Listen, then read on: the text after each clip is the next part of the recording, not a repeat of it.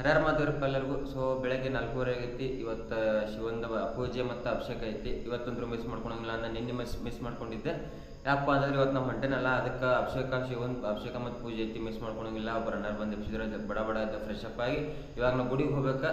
ಬರ್ರಿ ನಿಮಗೂ ಪೂಜೆ ಮತ್ತು ಅಭಿಷೇಕ ಹೆಂಗೆ ನಡೀತೈತಿ ಅಂತ ತೋರಿಸ್ತಾನೆ.